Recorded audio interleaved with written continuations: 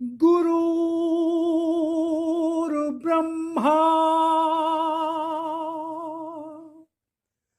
गुरुर्विष्णु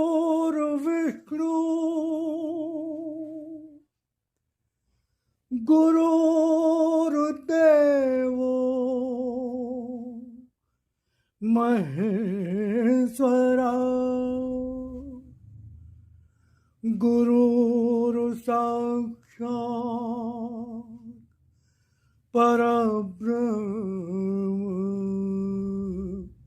तस्मै श्री गुरुवे नमः।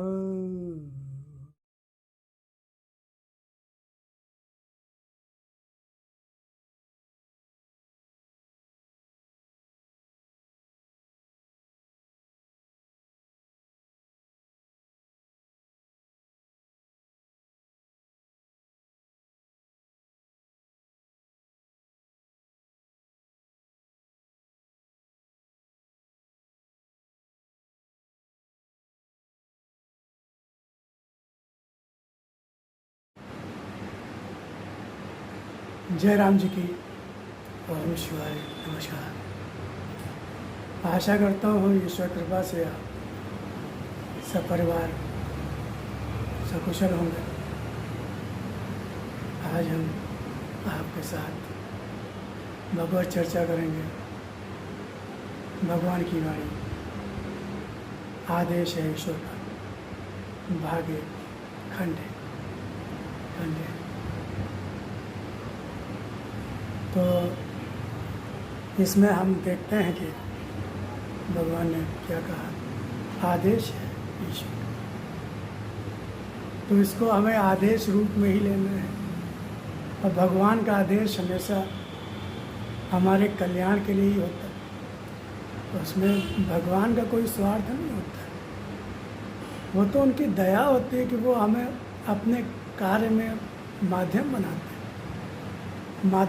हैं, हमें मौका देते हैं, अवसर देते हैं कि हम उनके लिए कर्म करके अपने जीवन को सार्थक कर सकें, सफल। क्योंकि वो तो संपूर्ण सृष्टि का मालिक है, सर्वशक्तिमान है। उसको कुछ भी इच्छा मात्र से प्रलय हो जाती है, सृष्टि का सृजन हो जाता है। तो उसको कुछ करने के लिए कहीं आना जाना कुछ करना थोड़ी है। और हम भी जो करते हैं तो उसी की शक्ति सामर्थ्य बल से ही तो करते हैं। उसी ने समय दिया, उसी ने शरीर दिया, समझ दी, बुद्धि दी, ज्ञान दिया, सामर्थ्य दिया। ये तो उसकी दया कृपा होती है कि हमें वो मौका देता है कि भाई अपना जीवन सार्थक न। उसको हम सब लोग की जरूरत थोड़ी। इसी बहाने हमारे कर्म सुधर जाते हैं, हमारे पाप को छीन हो जाते हैं, हमारा जीवन सार्थक होने लगता है, दिव्यता आने लगती है, सद्गुण आने लगते हैं, आनंद आने लगता है, निर्भयता निश्चितता आने लगती है। तो भगवान ने कहा कि आत्मा का दिया निर्णय ही जीवन का वह निर्णय होता है जो सभी से श्रेष्ठ निर्णय होता है। सभी से श्रेष्ठ निर्णय आत्मा का दिया।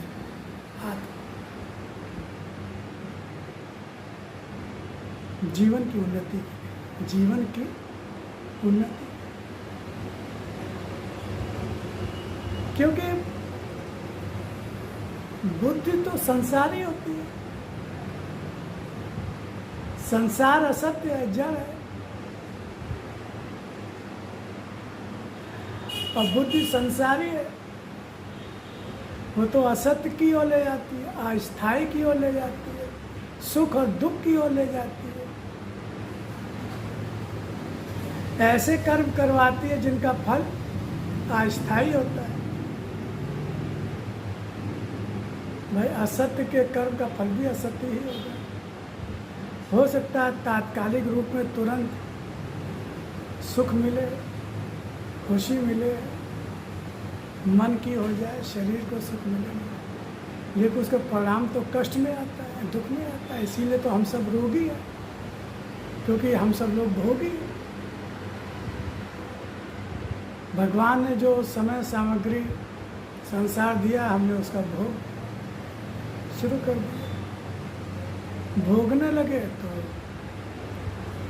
उसका परिणाम दुख होता है। भोग का परिणाम क्या होता है? दुख होता है। भोग का परिणाम दुख होता है। अब रोज सुबह शाम समोसा खाएंगे, चाट पकौड़ी खस्ता खाएंगे तो क्या होगा? शुरू में नया नया शरीर होता है, नया पाचन तंत्र होता है, सिस्टम होता है तो चलता है, लेकिन फिर जहाँ 30, 35, 40, 45 साल की होती है तो शरीर जवाब देने लगता है।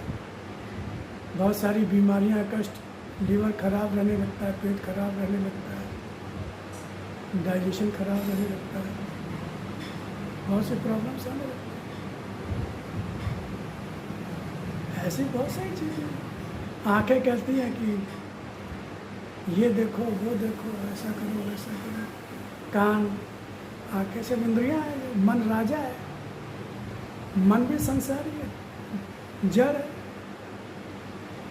ये सब संसार को घसीटते हैं, लेकिन आत्मा जो होती है, इनमें हमें मन का निर्णय, बुद्धि का निर्णय, हमें लगता तो है हमारा जीवन आगे बढ़ रहा है, लेकिन सांसारिक उपलब्धियाँ,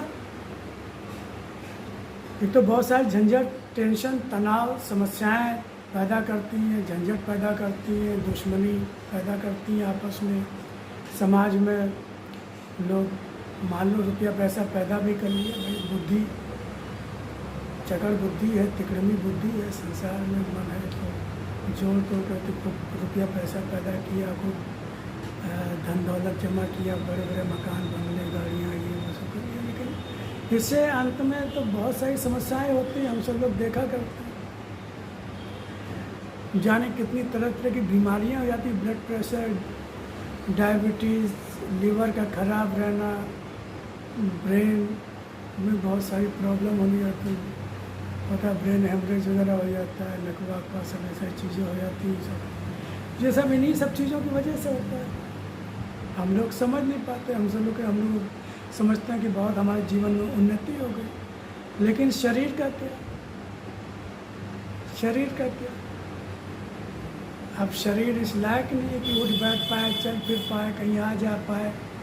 जो मन पहले तो जो चाहते खा लेते थे, अब तो डॉक्टर ने मना कर दिया, नमक खाना नहीं, शक्कर खानी नहीं, ये करना नहीं, वो करना नहीं। सारा कुछ तो है, लेकिन हम उसको इस्तेमाल ही नहीं कर पा रहे। पहले का संयम में रहते तो थोड़ा थोड़ा करते तो रहते, पूरी ज़िंदगी खाते तो रहते, जो मन होता अगर संयम में रहते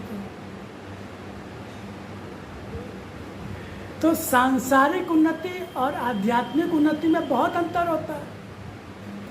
आध्यात्मिक उन्नति स्थायी होती है, उसमें जो उपलब्धि हो जाती है वो हमेशा बनी रहती है, हर जन्म में साथ में रहती है। हजारों जन्म भी होंगे तो जो आध्यात्मिक उन्नति है वो हमेशा साथ में रहेगी। लेकिन जो संसारी उन्नति होती है, सांसारिक उपलब्धि होती है, वो इसी जन्म में साथ नहीं देती। अगले जन्म को तो बातें छोड़ दो, इसी जन्म में साथ छोड़ देती। और शरीर को चाहे जितना हृष्ट पुष्ट बनाओ, चाहे जितनी कसरत करो, चाहे जितना जिम जाओ, कुछ भी करो, लेकिन वो स्वास्थ्य साथ नहीं देता। रुपया पैसा लोग बहुत कमाते हैं, लेकिन उनके आंखों देखे देखते वो रुपया पैसा सब चला जाता है। ऐसे बहुत से लोग हैं जिन्होंने बहुत पैसा कमाया, बहुत नाम कमाया। फिल्मी क्षेत्र में देख लो, राजनीतिक क्षेत्र, लेकिन अंत समय में उनको इतना पैसा नहीं था कि अस्पताल में भर्ती उनको किया जा सके, अस्पताल में उनका इलाज है। जो गाड़ी बंगला बनाया था वो सब बिक गया, गुमनामी की जिंदगी मरे। एक समय था जब लाखों लोग उनको देखने के लिए खड़े हो जाते थे उनके बंगले के सामने।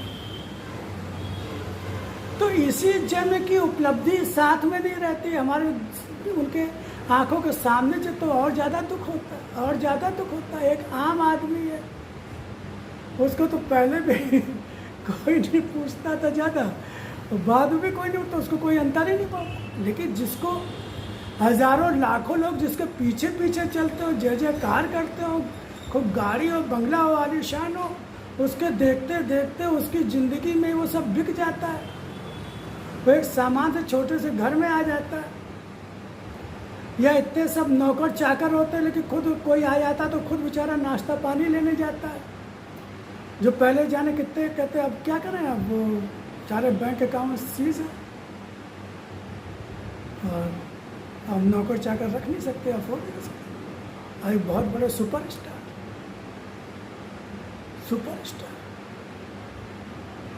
जिनको देखने के लिए लाखों भीड़ होती, लड़कियां पागल हो जाती थी, लोग पागल हो जाते थे। एक समय ये आ गया कि उनके घर में एक नौकर तक नहीं।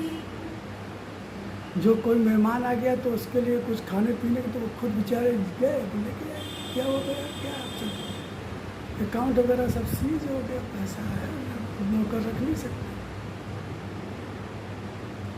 तो ये सांसारिक उपलब्धि है। और मान लो चलो नहीं भी गई, अंबानी और ये वो सब है, चलो भाई अरबों खरबों रुपया है, लेकिन आपने कमाया कि आप वहां लेके जाओगे, साथ में क्या लेके जाओगे? साथ में तो कर्म लेके गए ना।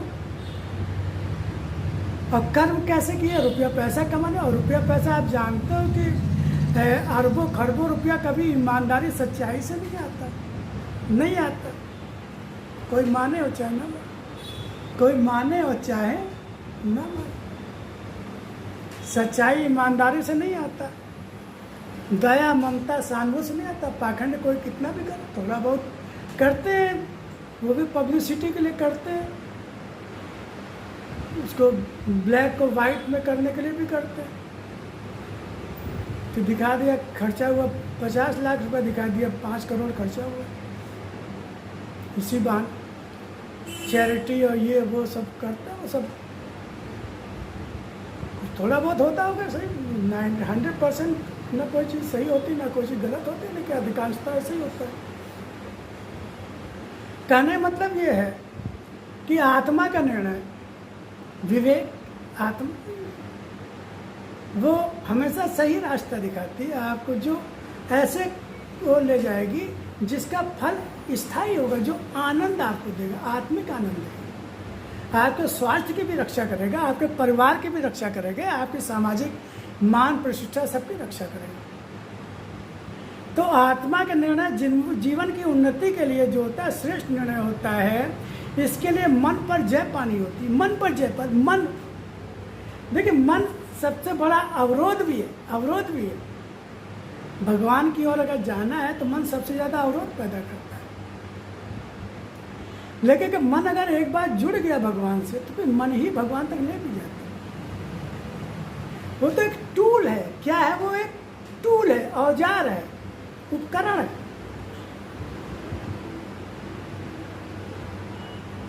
जैसे पानी पानी पानी जो होता है वो आप छोड़ोगे तो नीचे की तरफ गिरे।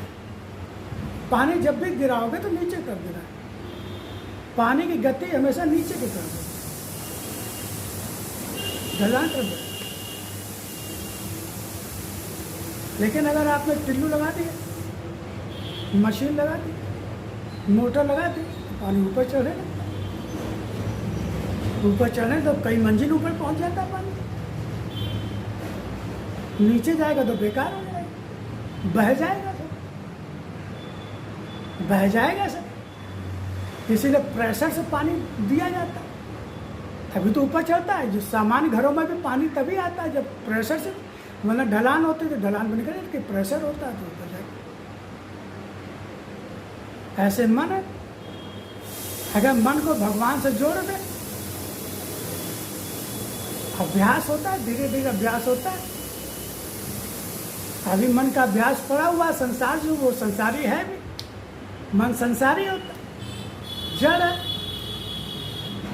निकला आत्मा से ही है, आत्मा का ही विकास है। जैसे प्रकृति परमात्मा से निकली, प्रकृति विकारी है, परमात्मा से निकली।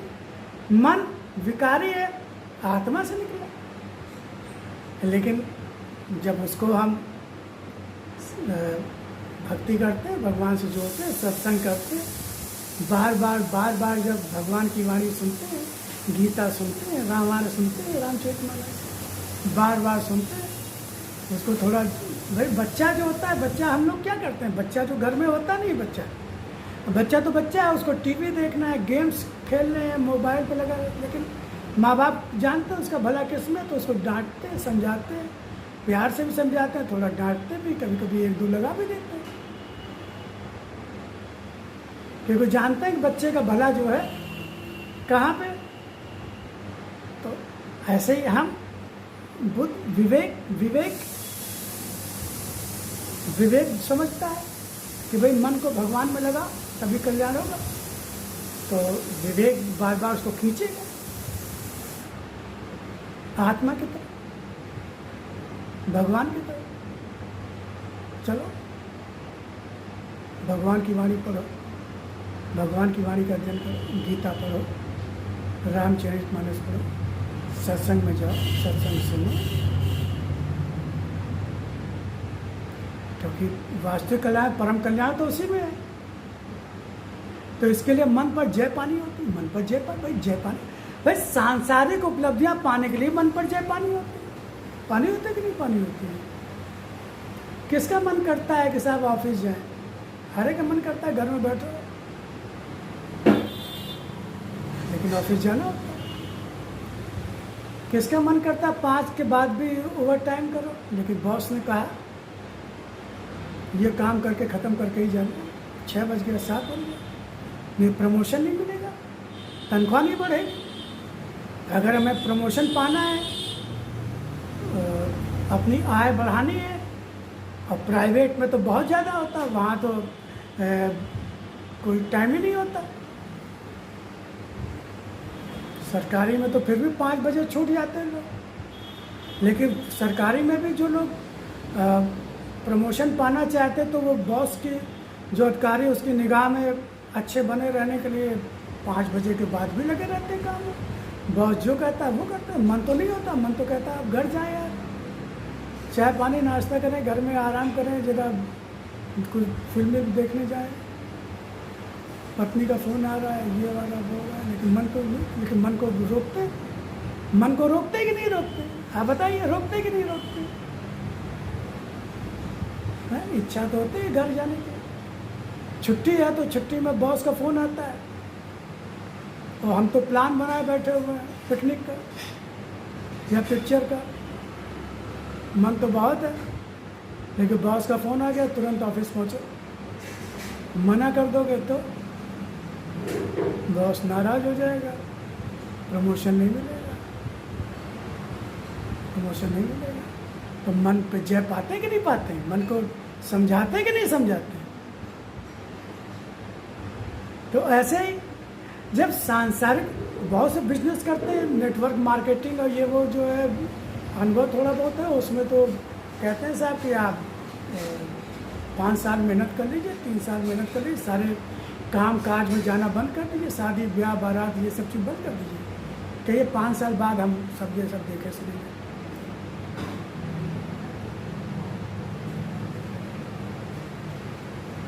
बहुत से लोग हैं जो थोड़ी भाई अखबार पढ़ना बंद कर दिया, टीवी देखना बंद कर दिया, कहीं आना जाना बंद कर दिया, 5 साल अगर मेहनत कर ली तो एक अच्छा लेवल मिल जाएगा, स्थायी इनकम आने लगेगी।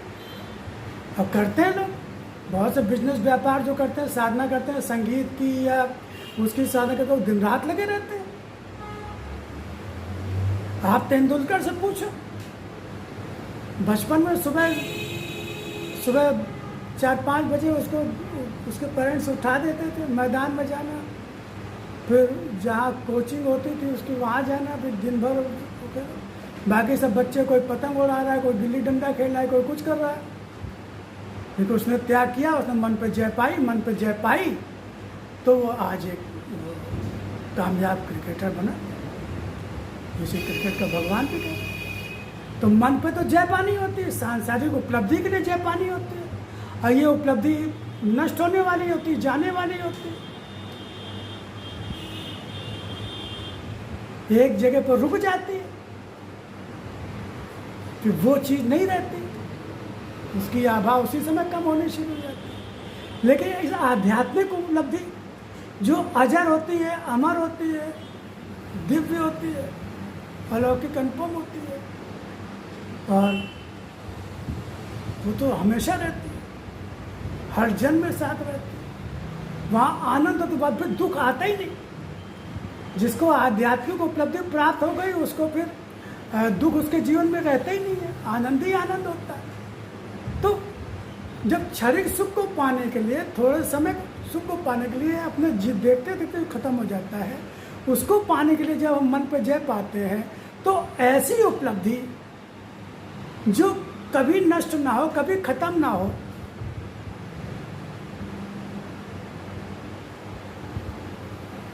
अविनाशी हो, तो उसके लिए मन पर जय नहीं पाओगे। ये क्या समझदारी की बात होगी। तो तुम मन की जय चाहते हो, मन की जय चाहते हो, तुम्हें मन पे जय पानी है। मन को अपने कंट्रोल में। मालिक कौन? मालिक है ना। मन मालिक नहीं है, मन मालिक नहीं है। मालिक तो हम आत्मा है, हम जीवात्मा है। मन मालिक नहीं, लेकिन अज्ञानता है मन को मालिक। मन ये कह रहा है, मन वो कह रहा है, मन ये चाह रहा है, मन वो कह रहा है, मनमुख हो। मन नचाता रहता है, हम मदारी की तरह नाचते रहते हैं। हम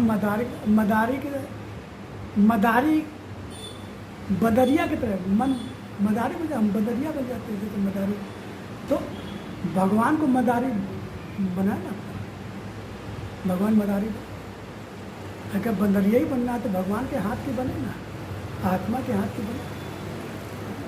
तुम मन की जय चाहते हो मगर मन की जय हो ना, तुम मन की जय चाहते हो मगर मन की जय, भगवान क्या कह रहे हैं? तुम मन की जय चाहते हो मगर मन की जय हो ना हो, मुझे उससे कोई अंतर नहीं पड़ता।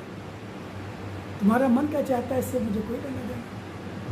भगवान तो सत्य है, मन असत्य है, उसको वो असत्य की क्यों परवाह करेगा। हम भी उसी के अंश हैं, परमात्मा के अंश हैं, आत्मा है, जीवात्मा है, उसी का अंश है। लेकिन हम भूल गए अपने को, हम भूल गए, हमने अपने को संसारी मान लिया, शरीरी मान लिया। इसीलिए हम परेशान हैं, दुखी हैं। मनमुख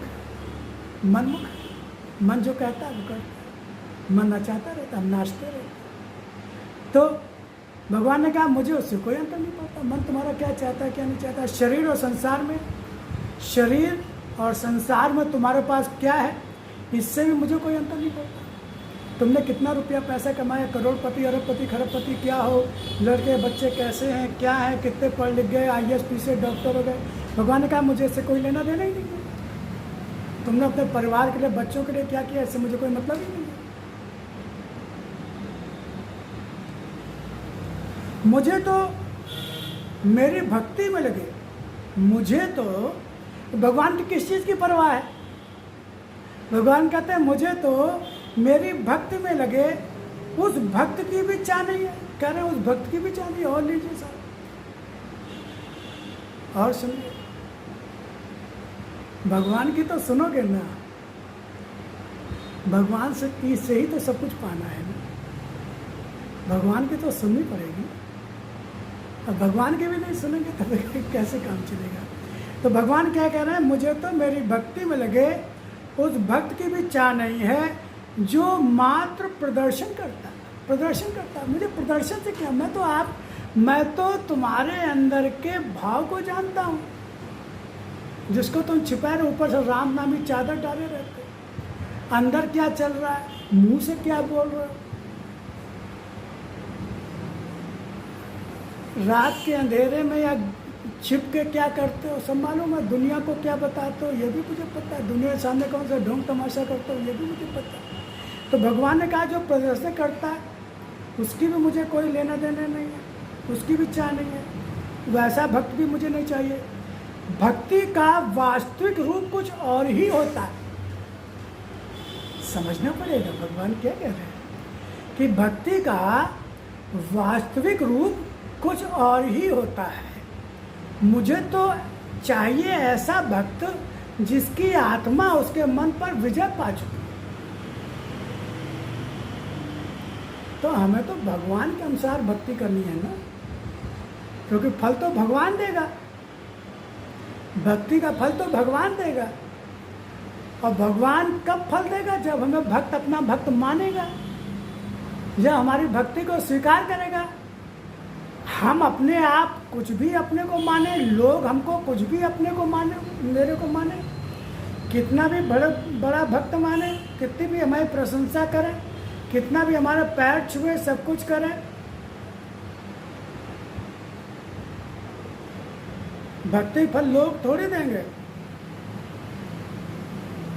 और जो लोग देते हैं वो तो बर्बाद कर देते हैं। रुपया पैसा धन दौलत तो और बर्बाद हो जाता है। वो जो भक्ति का वस्त्र पहने, जो बड़े बड़े महंत और ये सब होते हैं, जो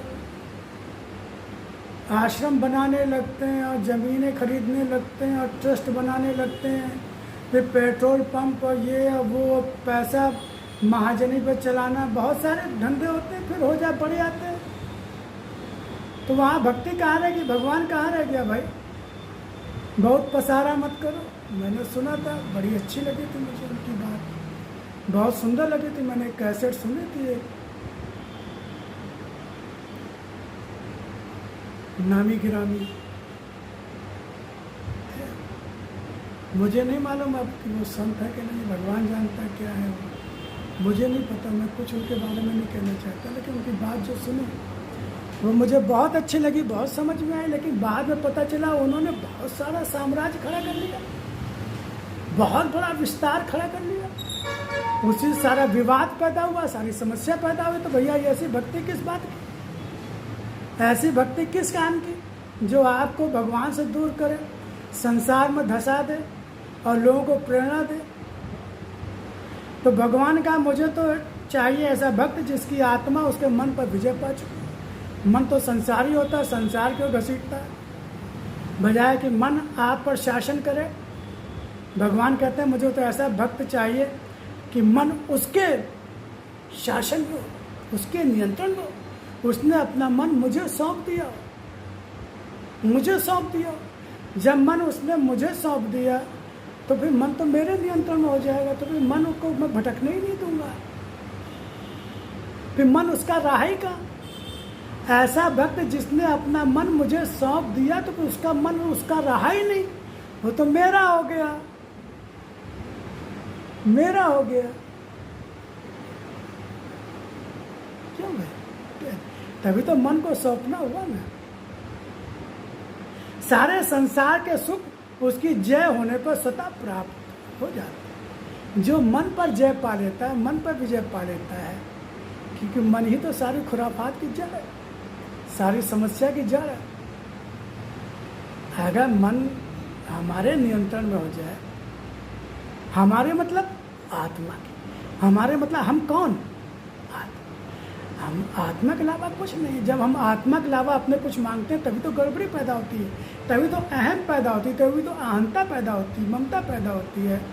तो आत्मा की कचोटन ही तुम्हारे जीवन में तनाव का रंग भर देती है। आत्मा की कचोटन, जब हम आत्मा की ओर ध्यान नहीं देते, आत्मा की उपेक्षा करते हैं और मन मुक्त हो जाते हैं, मन का नियंत्रण हमारे ऊपर हो जाता है, मन जो कहता है वो करने लगते हैं, तो फिर हमसे बहुत से अपराध होने लगते हैं, बहुत से दोष होने लगते हैं। तो फिर आत्मा हमें कचोटती है, यानी पीड़ा देती है, झटके देती है, दर्द देती है, दुख देती है, चिताती है, झटके देती है। तुम्हारे जीवन में तनाव का रंग भर देती है, आत्मा तनाव का रंग भर देती है, जिसे रोगों के रूप में ही पा जाते हो। फिर हम रोगी होने लगते हैं, हमारा शरीर रोगी हो जाता है, तनाव से रोग पैदा होने लगता है। आत्मा फिर दंड देती है, आत्मा दंड देती है, आत्मा सजा देती है कि शरीर इसीलिए मिला क्या। भाई आत्मा की शक्ति से ही तो शरीर काम कर रहा है, चेतना तो आत्मा के द्वारा ही मिल रही है ना।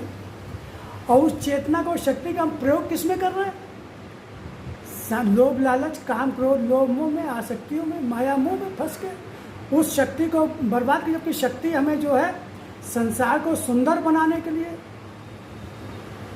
लगानी थी, लोगों को सही रास्ता दिखाने, लोगों का दुख दूर करने, न्याय और सत्य के लिए कर्म करने में उस शक्ति को लगाना था। लेकिन हम उस शक्ति का दुरुपयोग करने लगे, तो जिसकी शक्ति है वो तो सजा देगा ना। फिर तनाव होता है, तनाव होता है तो फिर रोग आते हैं, सुख शांति का स्थान ही नहीं बचता। जब रोग आ गए, तनाव आ गए, तो फिर कहाँ सुख, कहाँ शांति। मन को भावना और कर्मों की प्रेरणा बनाने से रोककर, मन को भावना कर्मों की प्रेरणा बनाने से रोककर आत्मा की प्रेरणा से प्रेरित होकर वे कर्म करो। भगवान कहते हैं मन को रोको, मन को रोको। मन की जो भावना है और उसके द्वारा जो कर्म की प्रेरणा मिले उसको रोको, उसको रोको, और आत्मा की प्रेरणा से वे कर्म करो, निष्काम निस्वार्थ कर्म करो, प्रेम से सबको अपना मानते हुए, भगवान का मानते हुए, और सब कुछ भगवान का दिया हुआ है, सब कुछ भगवान ही है और सदुपयोग के लिए मिला है, सेवा के लिए मिला है।